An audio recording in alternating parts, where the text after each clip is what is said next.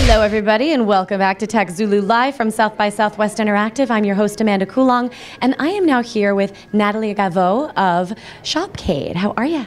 Hello, very well. So, Nathalie, I love having you here on the show because you are a serial entrepreneur of your own in your own right. You started a former company, actually, when you were in your 20s. And what was that called? Price Minister? Price Minister. Okay. And that was a competitor to eBay, a French competitor to eBay. What was that like, going up against such a behemoth? So when we launched Price Minister in France, eBay was actually just launching. It was 2000, and then they became really big as well. So we had to compete really hard and really find what angles for the French users were actually stronger. So we included very quickly a lot of community features on the site, a lot of essentially find some angles to be stronger than eBay on the French market. And also from the merchants' perspective, which are all the local merchants, the local sellers, we developed a very strong sales force. Okay. And I mean, you're a young woman at that time, not that you're not a young woman now, but you were a young woman at that point in your 20s. What spurred you to start the company in the first place? So actually, I started after business school. I started working for a year in mergers and acquisition, and I got a friend from school who called me with this Price Minister ID, which was actually coming from the US, and it was really hard because I had a good job, but just making the first step into becoming an entrepreneur is usually very hard. You're thinking, well, is it really wise?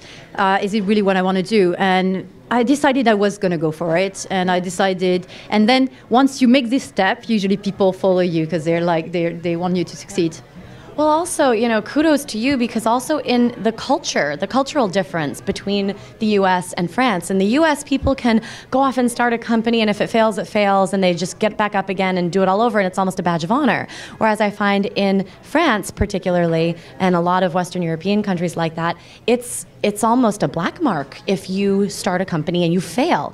And so it's you have to be much more calculating in the sense of the steps that you're taking and not futurizing too much and being very realistic about objectives and what have you.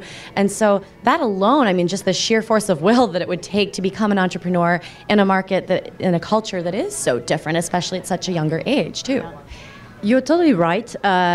This is in France. You have a lot of big groups, big companies. So I had never thought about becoming an entrepreneur. Right. It's not necessarily part of your culture. You don't have like here, in your campuses, VCs, and there is a real culture of starting companies even very young. Yeah. And it's starting to be the case. I find more and more, and I have a lot of. I'm mentoring some young entrepreneurs in France. I'm participating, developing scholarships and research and developing entrepreneurship because I think it's essential. But I think you're totally right. I mean, it's really pretty different from the culture here. Mm-hmm. And speaking of culture, you also, as an entrepreneur, have worked in multiple markets, traveled in multiple markets, like Asia, you were telling me off camera, for a number of years. You're in the UK now, is that right? So what are you seeing specifically in the UK? I mean, the tech scene there seems to be exploding right now. Yes, I think it's the case. I think there is a lot of, power and there is a real boom, I think, with startups. A lot of big players, Facebook, Google are also, participating. There are lots of places where you can join groups. VCs are active, so there is a real, kind of boom, I think, between them. And based on when you started the previous company until now with Shopcade, what's changed? I mean, you went through a whole wave of things, with that, and you didn't sell right away. You waited a number of years before you actually sold Price Minister. So why was that? So we actually decided to sell Price Minister to Rakuten in 2010.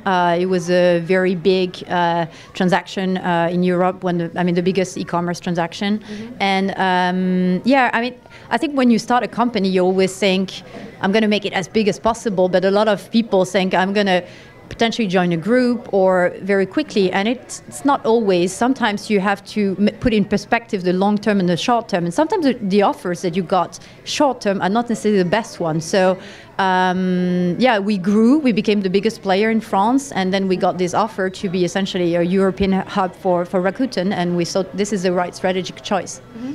And what sort of advice would you give other companies that are faced with those same choices? You know, this potential opportunity, this potential offer looks so attractive right now. Why wouldn't I sell right now? What advice would you give someone now that you're on the other side of it? I think it depends on what you want to do as an entrepreneur. It depends on what your shareholders, I mean, you essentially a group of people, what are your interests? And and what is also the strategic perspective for you as an entrepreneur? You know, are you going to stay in the company? Does it give you great perspective? So it's all about the story and how it's matching with your interest at this point in time when it comes in. And then obviously on the value, I see some people refusing deals that are very well priced. I mean, there have been tons of stories like this. Right. So I think it's a tough choice. It's not always easy, but like every day in your life as an entrepreneur, you have to make choices, right? So it's just part of the journey. Right. And then, of course, you were still bitten by the bug, so you started Shopcade. So tell us a little bit about what that's about. Yeah, I think Shopcade is even bigger than Price Minister because what happened is Price Minister was at the beginning of e-commerce. Now e-commerce is still booming, right? Is in the double-digit growth. And what happened in the meantime is you had a social revolution. So you had the social graph. And what Shopcade is, so Shopcade is, we call it your personal shopping app. Okay. So it's bringing, it's not social commerce per se, it's personal commerce. It understands what you want, and people do three things. They discover new products, they create lists of things they want, as well as get exclusive deals based on what they want. So this is a smart shopping app. That is personal commerce. I really like that term. So you launched this or founded it 2 years ago. Absolutely. I launched it last year, actually. We just launched, we're in South by Southwest because we just launched our iPhone app. Okay. And how has it been so far on the ground for you here at South by? I know we're the first day in, it's a little bit rainy outside, but what's it like for you being a company that is pushing an app here at South by? As a young company, and this was similar in Price Minister and for Shopcade, what you need is exposure. So you need to build your brand. What I think South by is great for us, what's been good is that it's experiential. So we're providing a brand experience by letting people interact with our app, letting people interact with our product. So I think it's a great way to showcase. You get to pitch to a lot of people. And I think, so far I haven't seen a lot of commerce apps. So I think we have to take the stage. Yeah.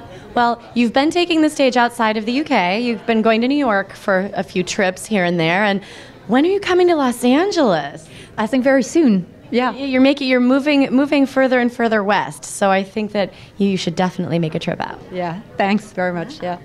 So if people want to check it out, it's on iPhone now, and they just look up Shopcade? Yeah. So on iPhone or shopcade.com. And so interesting, you're saying you're not seeing a lot in your specific space here at South by. Why do you think that is? I don't know. We'll see in the next few days. I think e-commerce is not necessarily always, from a tech angle, what is most showcased. But actually what we're doing with Shopcade is highly technical. We're using graph technologies. Okay. We're using natural language processing to make your commerce experience better. So we're actually highly technological, so I think that's kind of sets us apart, and from other sites which are purely sites where you can purchase. Shopcade is like a mall, so you get in the mall with friends, you check stuff out. Like people are literally window shopping on Shopcade based on what they like. Well, wonderful. I will definitely be checking it out because I finally have an iPhone. And everybody make sure you also follow Shopcade on Twitter, just at Shopcade. And this is Nathalie. Thank you so much for joining us. Thanks very much, Amanda. Have a wonderful rest of South by.